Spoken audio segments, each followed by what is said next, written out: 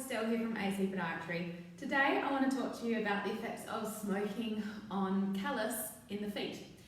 So a lot of people don't tend to realise that smoking actually affects this area of health, and I've had a few clients come to me with this problem and they've absolutely hobbled into my clinic because their callus has become so thick and it's actually formed quite large corns, which is when the callus forms a bit of a core and it's like walking on rocks. And so they're in a lot of pain and it's affecting their daily quality of life. And through discussions with them and realising that they do actually smoke, I've educated them on this topic to say that smoking will actually help reduce, quitting smoking will help reduce your callus, and a couple of them have taken it on board and either reduced their daily intake in smoking, which has in turn reduced the callus and made things less painful and more manageable, or they've one client actually quit smoking altogether. It was that last sort of push that he needed, and his calluses are all resolved. So we've seen big effects, and I don't want it to sound like I'm nagging to get people to quit smoking and things. There's plenty of adverts out there these days, and if you're a smoker you might feel a bit smothered and fed up with people saying, oh, quit smoking, rah rah rah. I realise it's a life choice, so I'm just going to give you some facts today, and you can take this on board and do what you please with it. So let's talk about those facts. Each cigarette causes vasoconstriction of all the little blood vessels that go to your extremities. So that's your fingers and toes and hands and feet. And our extremities are furthest away from our heart anyway, which is our body's blood pump. So they're at higher risk of less circulation anyway. So this vasoconstriction actually lasts up to 90 minutes. So that's just after one cigarette. So you think about a pack-a-day smoker, they're actually deprived of oxygen and blood flow for most of the day. And there's a chemical in cigarettes called carbon monoxide, and that actually takes 12 hours to cleanse from the body. So if you think about it, us adults these days, how much sleep do we get? It's definitely not 12 hours a day. It might be 8, might be 6, might be 5 some nights. If you're a heavy smoker and you're having a cigarette sort of in the evening before bedtime, and you might have one in the morning to wake up, there's not enough time to cleanse some of these toxins for your body. Now, let's go back to that chemical carbon monoxide.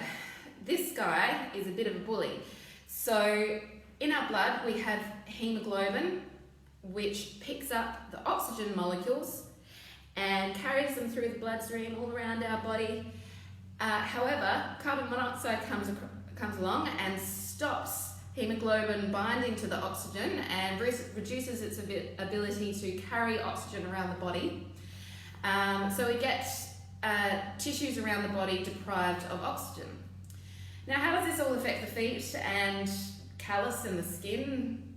Well, if we're not getting enough blood flow and oxygen to our extremities and our tissues, we get atrophy of subcutaneous tissue. So atrophy is like the wasting of tissue, and subcutaneous means it's the tissue just below the skin. So if we've got less of that tissue that's just below the skin, on your feet you're essentially getting skin on bone contact as you walk. And the skin goes into protective mode and hardens and you get all this callus. Furthermore, the reduction of blood flow and oxygen actually inhibits the formation of collagen and elastin. Now, collagen and elastin are the two ingredients in our skin that makes our skin nice and soft and stretchy and pliable. So if we don't have the formation of these two things, it's no longer going to be soft and pliable skin, it's going to be hard and thick. So, callus. The other thing that smoking reduces is our vitamin C stores. So vitamin C is one of the 3 ingredients important for collagen formation. So we need oxygen, vitamin C and iron to form strong cross-linkages of collagen to help that pliable skin. And smoking actually reduces the vitamin C stores. So again, less collagen, less stretchy skin, more callus. So take all that on board today. If you are someone who already suffers from thick callus and things, and you've just taken up smoking, you might want to take have a second thought about that. If you are a smoker who suffers greatly from callus and corns and it's getting worse, you might want to think about reducing your daily cigarette intake, or perhaps it's that little boost to help you quit all the way. If you need any help with quitting smoking, you can talk to your doctor about what modalities are out there to try and help, any specific techniques that might be useful to you.